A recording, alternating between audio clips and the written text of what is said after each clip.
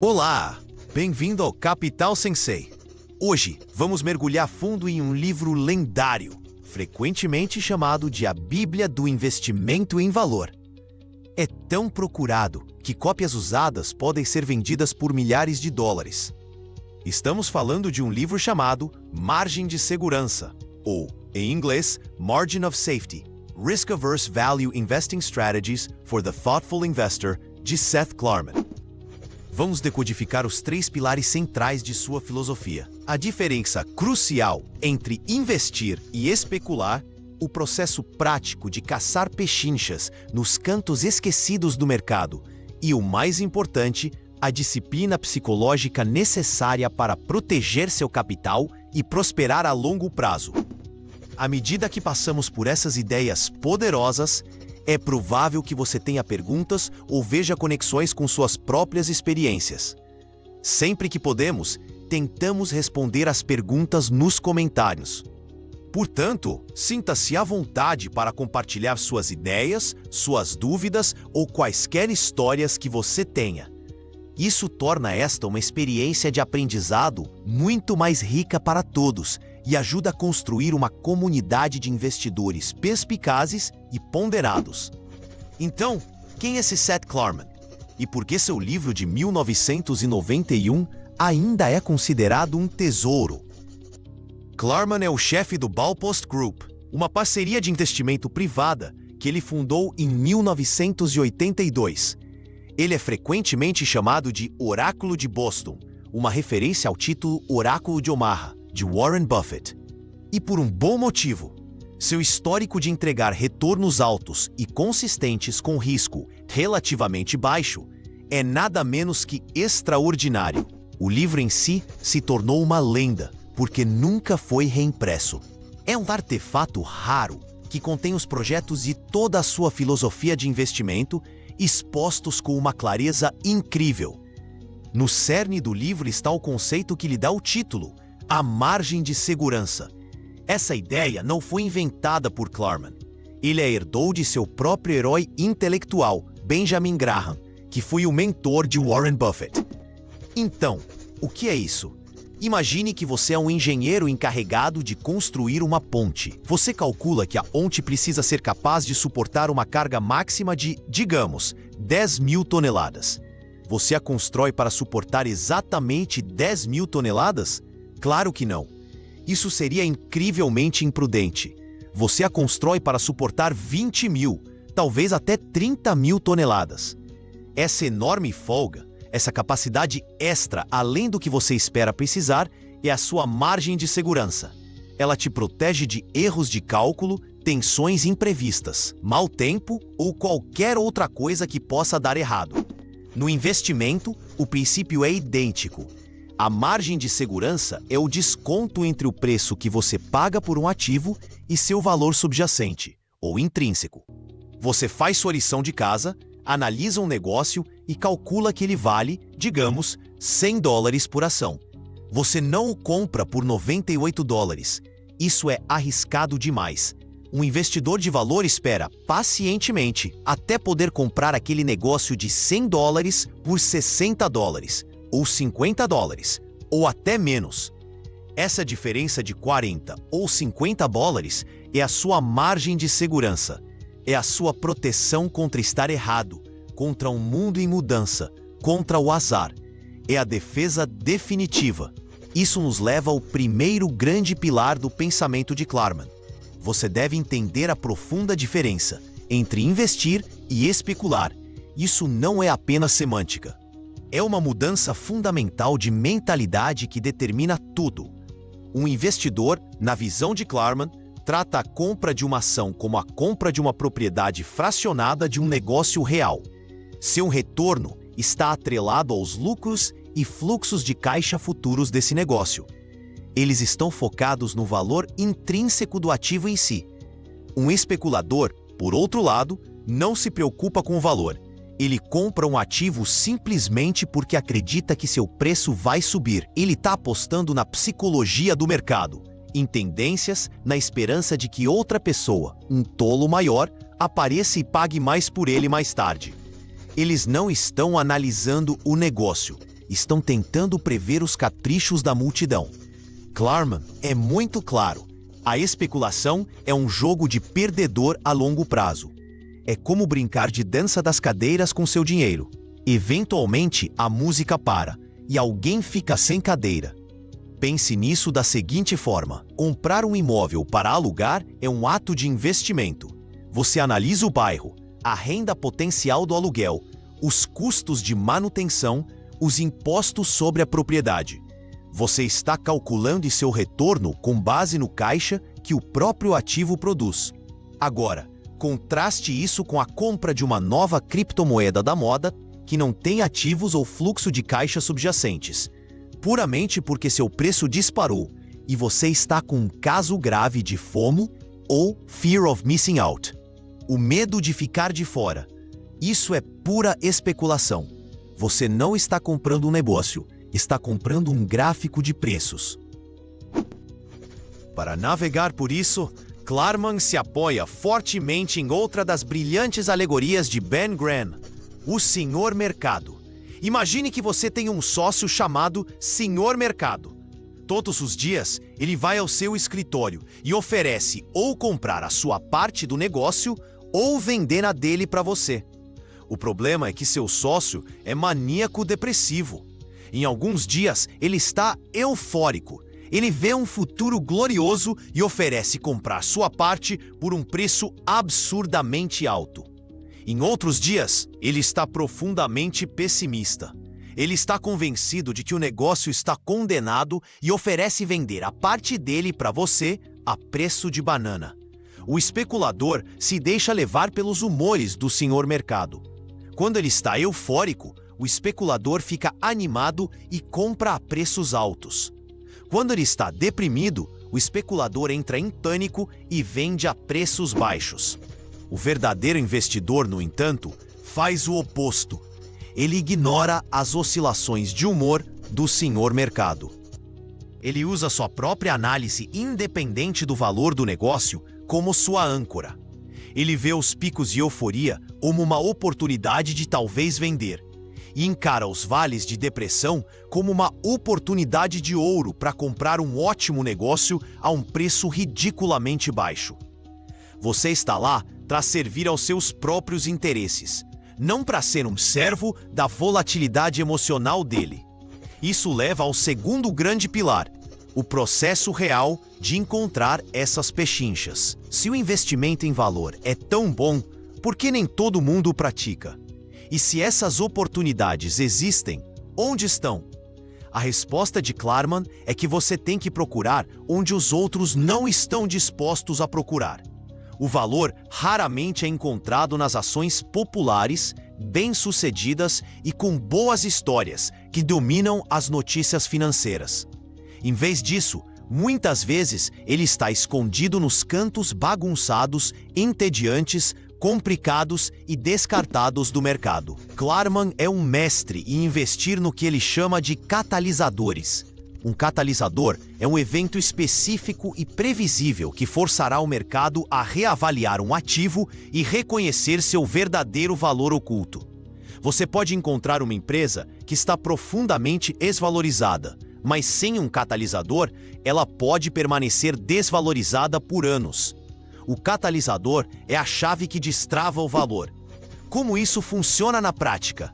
Pode ser um spin-off corporativo, uma reestruturação, uma liquidação ou até mesmo uma aquisição. Vejamos os spin-offs, um campo clássico de caça para o investimento em valor. Imagine um conglomerado enorme e diversificado. Vamos chamá-lo de Megacorp. A Megacorp é conhecida principalmente por seu negócio de manufatura industrial, e é nisso que todos os analistas de Wall Street se concentram. Mas, enterrada dentro da Megacorp, há uma pequena, mas lucrativa cadeia de lojas de ração especial para animais de estimação.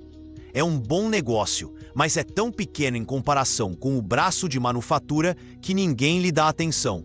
É um erro de arredondamento nos relatórios financeiros da Megacorp.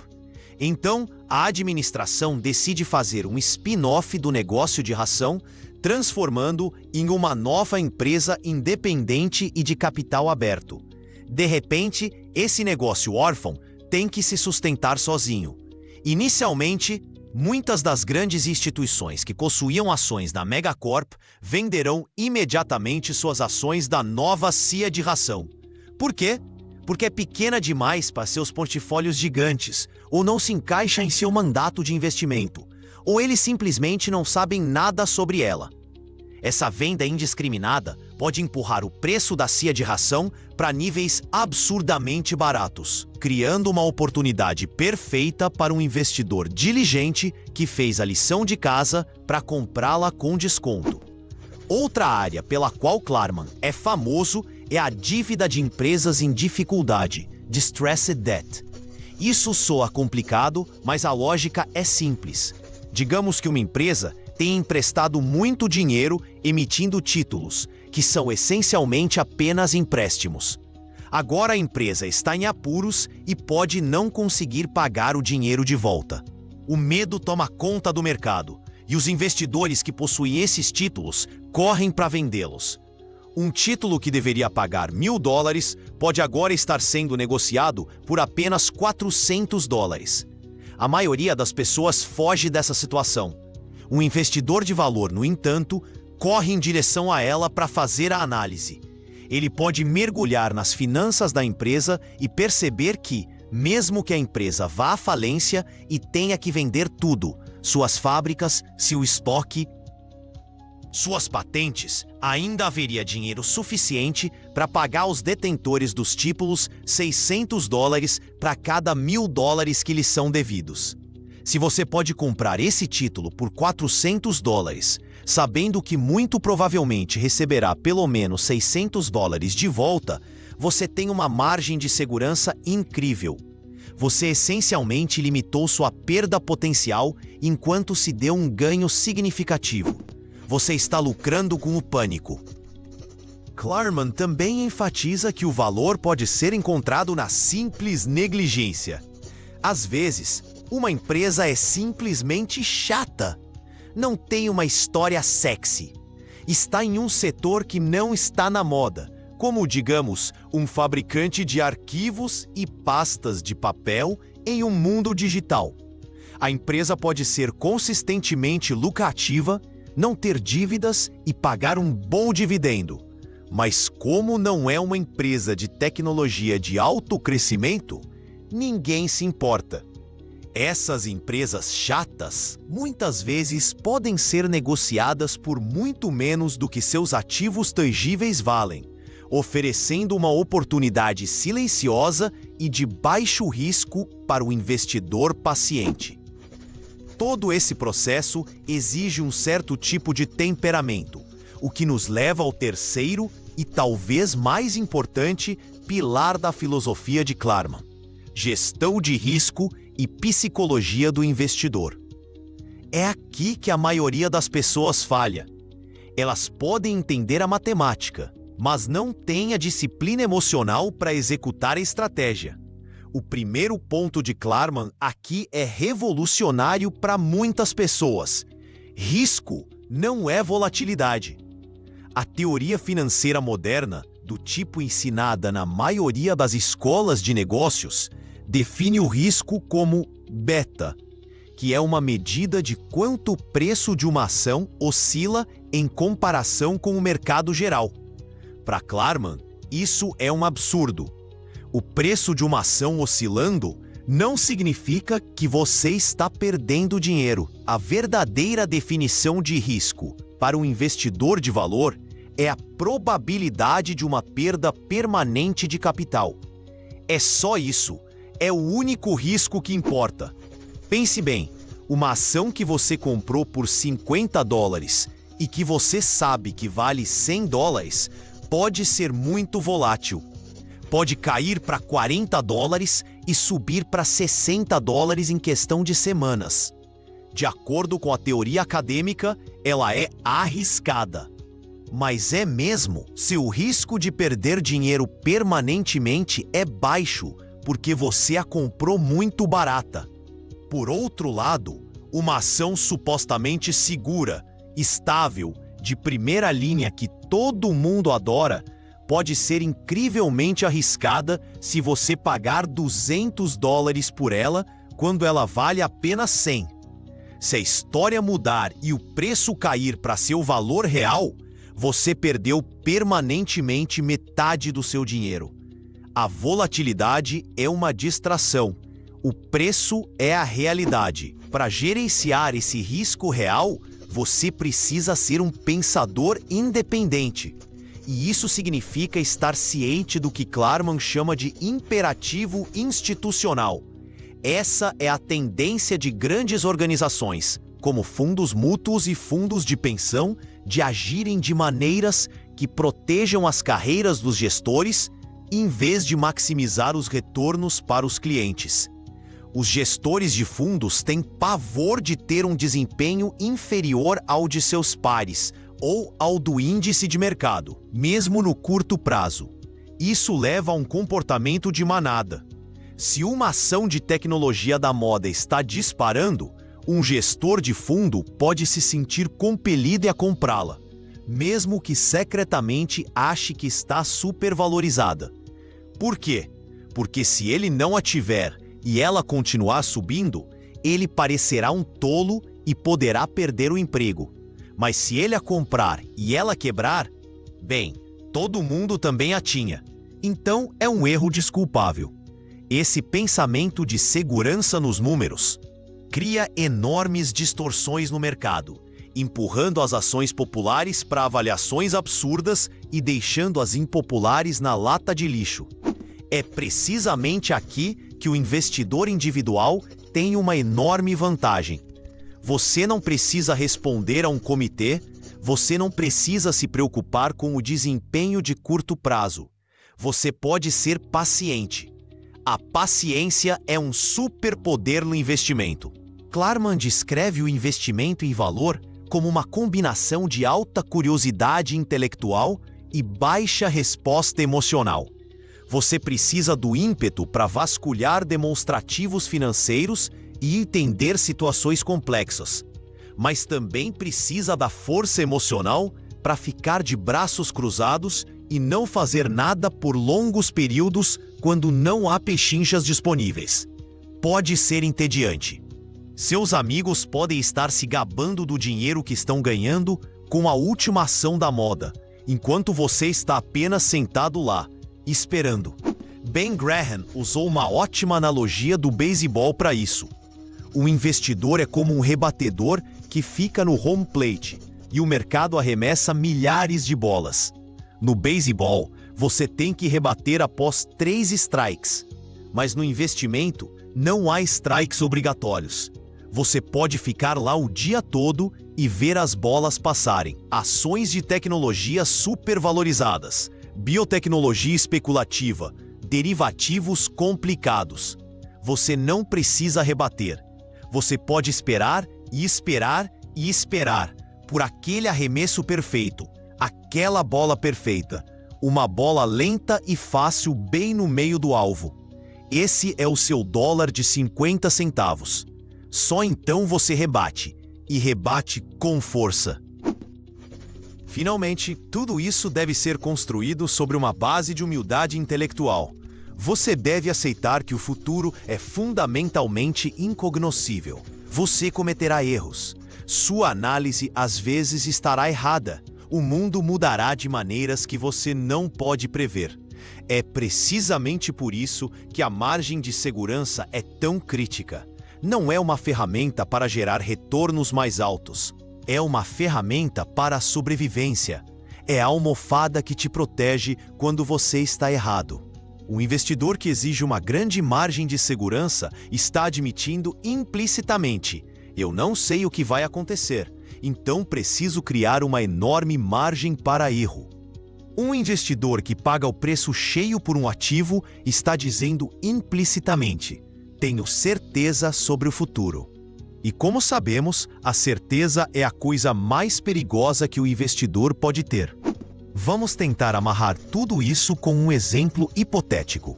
Vamos imaginar uma empresa chamada Maquinaria do Cinturão da Ferrugem.